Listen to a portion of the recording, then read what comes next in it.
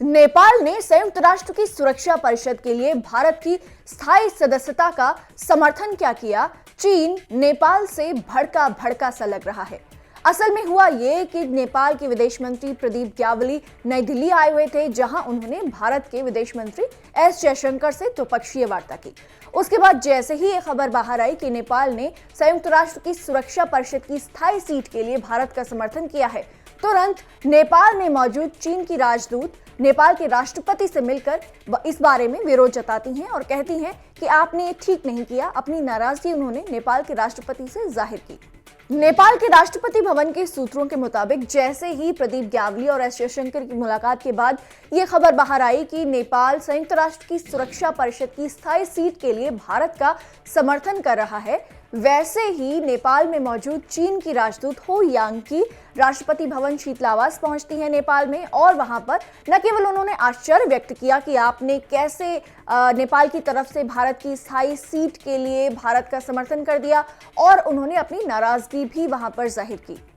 नेपाली सेना के इंटेलिजेंस विभाग ने बताया कि करीब शाम 6 बजे हो यांग राष्ट्रपति भवन के अंदर गई थी और करीब 2 घंटे की मुलाकात के बाद वो बाहर निकली हैं। नेपाली राष्ट्रपति भवन की सुरक्षा नेपाल की सेना के पास होती है।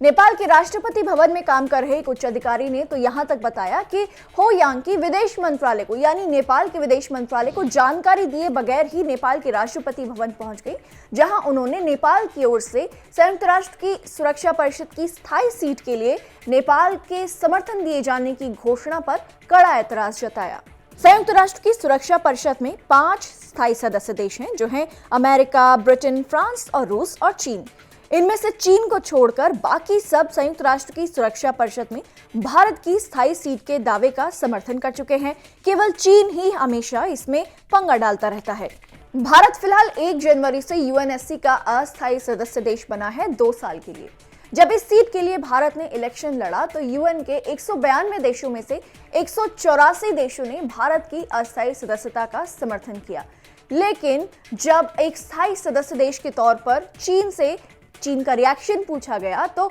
चीन की तरफ से जो उनके विदेश मंत्रालय के प्रवक्ता हैं, उन्होंने भारत का नाम लेना तक ठीक नहीं समझा। चीन के विदेश मंत्रालय के प्रवक्ता झाओ लिजियन ने कहा कि चीन एक स्थायी सदस्य देश के तौर पर नए चुने गए सभी अस्थायी सदस्य देशों के साथ कॉपरेशन करना चाहेगा। यानी आपको बता दें कि भारत के साथ इस बार नॉर्वे, मैक्सिको और आयरलैंड भी अस्थायी सदस्य देश के तौर पर यूएनएससी के लिए चुने गए हैं। तो उन्होंने क्या किया, चीन ने पहले तो भारत का नाम नहीं लिया और एक साथ बाकी सदस्य जो चुने गए हैं सभी को एक साथ ही उन्होंने कहा कि हम सभी के साथ कॉपरेशन बढ़ाना चाहेंगे। भारत ने जब यूएनएससी की अस्थायी सीट के लिए इलेक्शन जीता तो जर्मनी, नॉर्वे और यूक्रेन जैसे देशों के साथ कई देशों ने भारत को कांग्रेचुलेट किया, लेकिन चीन की तरफ से ऐसे कैसे हो सकता था? चीन की तरफ से इस बारे में एक शब्द नहीं कहा गया, क्योंकि चीन तो सालों से यूएनएससी में अस्थायी मेंबर के तौर पर भारत की सदस्यता के खिलाफ काम करता रहा है, और जो देश भी भारत की यूएनएससी में स्थायी सीट की वकालत करते हैं उन्हें कहीं ना कहीं आड़े हाथों लेने की कोशिश करता रहता है। और नेपाल जैसे छोटे देश को काबू करना चीन को लगता है कि आसान है और वो नेपाल को आसानी से डरा धमका सकता है। चीन भारत से इतना इनसिक्योर है कि जैसे ही कोई देश यूएनएससी की स्थायी सीट के लिए भारत का समर्थन करता है, चीन उसे अपने काबू में लेने की कोशिश करता है। और क्योंकि नेपाल तो एक छोटा सा देश है, तो चीन को लगता है कि इसे तो हम अपने काबू में कर ही सकते हैं और इसे आसानी से दबाया जा सकता है। लेकिन ये इतना आसान नहीं है जितना चीन को लगता है। आपको याद ही होगा कि अभी कुछ दिन पहले जब नेपाल के पीएम केपी शर्मा ओली ने नेपाल की संसद भंग की थी, तो उस समय कैसे चीन से एक ग्रुप आया था, एक हाई लेवल ग्रुप आया था जो कि चाहता था कि नेपाल की राजनीति और सियासत चीन के मुताबिक चले और मन मुताबिक वहाँ पर